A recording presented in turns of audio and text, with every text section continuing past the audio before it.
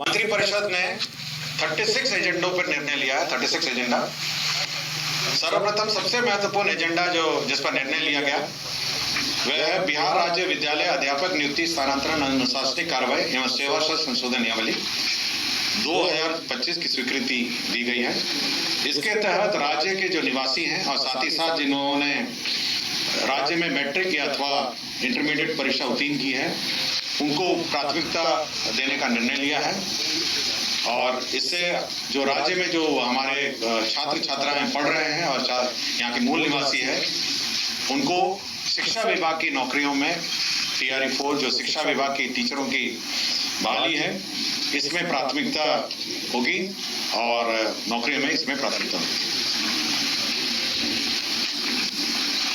दूसरा था माध्यमिक उच्च माध्यमिक विद्यालय में जहां पर रात्रि प्रहरी कार्यरत है। रात्रि प्रहरी राज्य में 6000 रात्रि प्रहरी कार्यरत है जिनका वर्तमान मानदेय 5000 रुपए था, इसको बढ़ा के 10,000 रुपए हो गया है।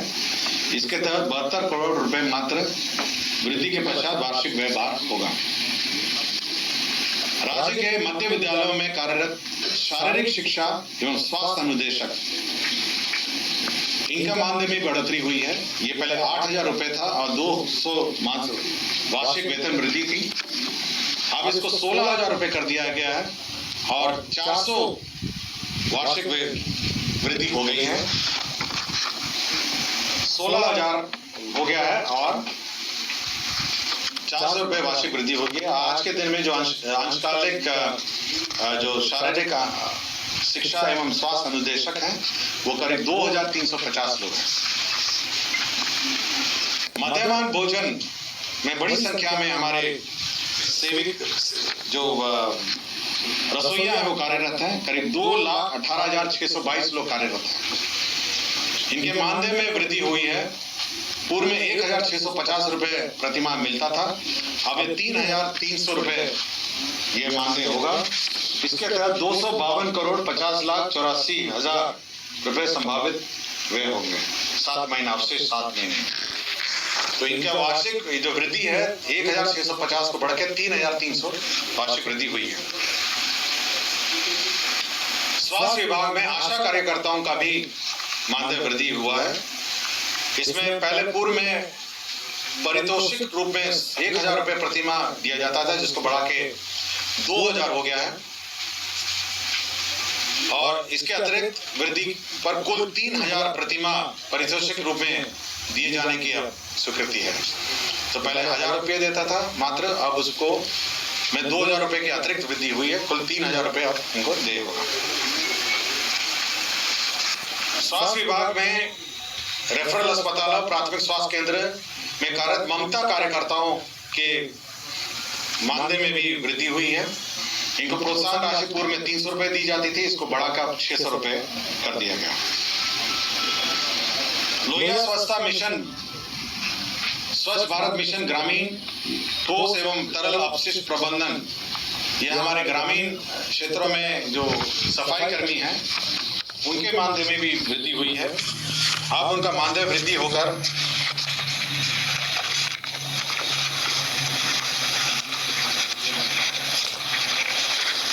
कुल मानदेय का वृद्धि होकर ये कुल 9,000 रुपए प्रति माह इनका मानदेय होगा।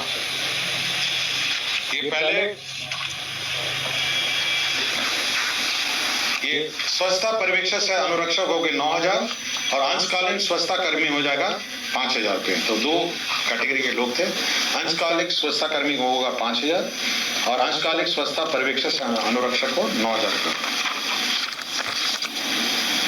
मुख्यमंत्री डिजिटल लाइब्रेरी योजना की स्वीकृति हुई है। इसके तहत सभी विधानसभा क्षेत्रों में एक डिजिटल लाइब्रेरी कार्यरत रहेगा। इसके अंतर्गत 94 करोड़ 50 लाख 47 हजार रुपए इसमें व्यय होंगे। इसमें 11 डेस्कटॉप कंप्यूटर होंगे और ये सामुदायिक भवन, पंचायत भवन और अन्य किसी भी स्थानीय स्थल पर पंचायत भवन, प्रखंड कार्यालय, नगर परिषद भवन, विकास भवन, कम्युनिटी लाइब्रेरी, सरकारी स्कूल, कॉलेज परिसर, यहाँ सभी में आपका डिजिटल लाइब्रेरी स्थापित होगा। 10 कंप्यूटर टर्मिनल होंगे और यहाँ पर जो बच्चे हैं वो आकर अपना डिजिटल लाइब्रेरी में अपनी पढ़ाई और अध्ययन कर सकेंगे।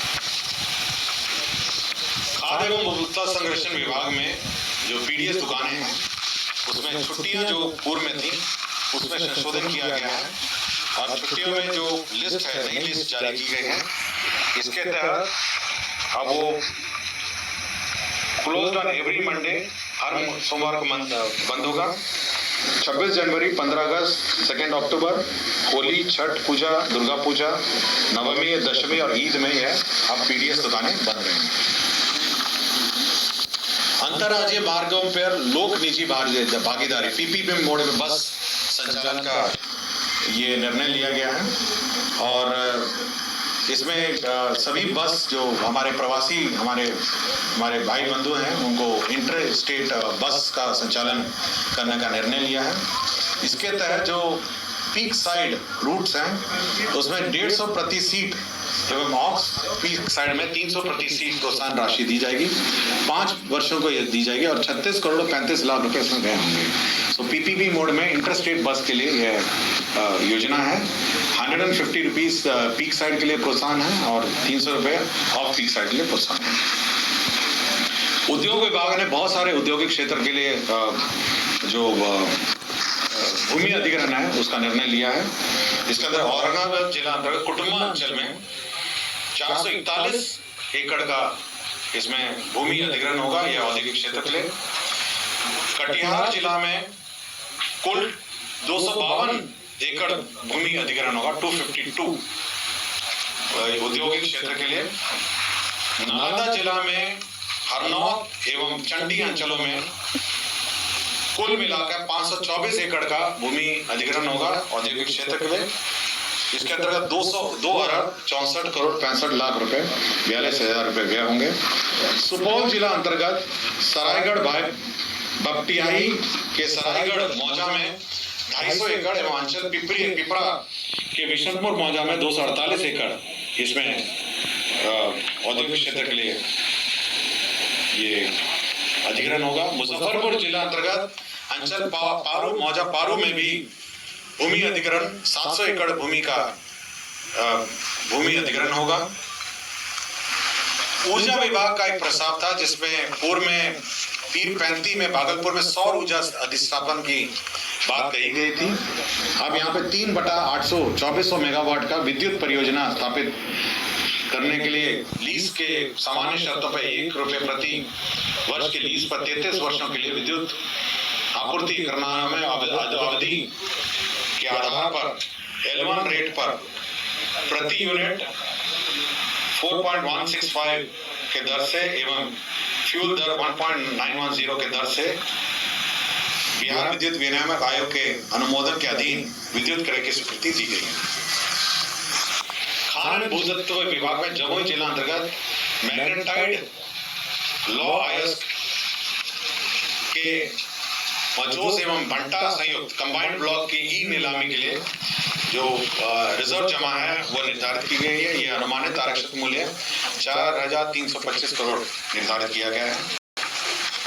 निर्वाचन विभाग का विभिन्न मतदान केंद्र 90,712 में वेबकास्टिंग, विभिन्न चेक पोस्ट, मतगणना केंद्र पर कैमरा की निगरानी के लिए 154 करोड़ 30 लाख 25,000 रुपए प्रशासनिक स्वीकृति दी गई है। बिल्डिंग बायलॉज में विभिन्न उपविधि में आंशिक संशोधन किए गए हैं जिसमें इंडियन ऑयल कॉर्पोरेशन जो पेट्रोल पंप के लिए गाइडलाइन के अनुसार संशोधन किए गए हैं और नेशनल बिल्डिंग कोड के अनुसार भी संशोधन किए गए हैं। बिहार शहरी योजना स्कीम नियमावली 2025 इसकी स्वीकृति दी गई है। इसके अंतर्गत जो टाउनशिप निर्माण का रास्ता साफ हो गया है। इसमें विभिन्न क्षेत्रों में टाउनशिप का निर्माण होगा। उसमें कितना परसेंटेज इंफ्रास्ट्रक्चर में होगा, पार्क में कितना होगा, कॉमन एमिनिटीज में क्या होगा और रिजर्वेशन ऑफ लैंड क्या होगा, इसका निर्धारण किया गया है। अब जो नए सिटीज और छोटे टाउनशिप हैं, अब ये बिहार शहरी योजना स्कीम नियमावली 2025 के आलोक में की जाएगी। राज्य स्कीम मद में डॉक्टर भीमराव अंबेडकर आवासीय विद्यालय से अंचल नवीनगर औरंगाबाद में विद्यालय भवन 720 आसन का स्वीकृत होगा 65 करोड़ 80 लाख रुपए का। परिवहन विभाग का ही बिहार परिवहन क्षेत्र अश्लील भर्ती प्रोन्नति सेवानिवृत्ति स्वीकृत हुआ। कृषि विभाग का ही बिहार कृषि अधीनस्थ सेवा कोटि 5 पौधा संरक्षण संशोधन नियमावली 2025 स्वीकृत हुआ है। बिहार कृषि सेवा कोटि 1 शैया अंतर्गत समूह क और ख के पूर्व स्वीकृत पदों का आवश्यकता अनुसार परिवर्तन और सृजन की स्वीकृति दी गई है। मद्य निषेध विभाग में भी योजनाओं की स्वीकृति दी गई, जो मद्य निषेध उत्पाद अधिनियम के अंतर्गत मामलों में त्वरित निष्पादन के लिए सहरसा न्याय मंडल और नालंदा न्याय मंडल में एक अतिरिक्त जिला एवं अपर सत्र न्यायाधीश की स्वीकृति दी गई है। शिक्षा विभाग में विभिन्न जो डीबीटी योजनाएं हैं उसमें जो रेफरेंस डेट है, आपका स्कॉलरशिप है, यूनिफॉर्म है, आपकी साइकिल योजना है, पोशाक योजना है, सभी में जो रेफरेंस डेट है वो सितंबर से घटा के अब 31 जुलाई 1 अप्रैल से 31 जुलाई तक का रेफरेंस डेट है। पहले 1 अप्रैल से 30 दिसंबर तक 75% अटेंडेंस होना था, उन्हीं को देय था।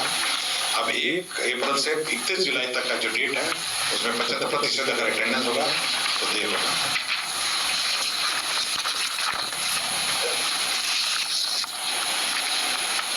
सूचना प्रौद्योगिकी का एक प्रस्ताव था जिसमें सीडैक में वॉइस मैसेजेस भेजने के लिए 50,09,070 रुपए को सीडैक से करारनामा किया था, उसका पोस्ट फैक्ट अप्रूवल है।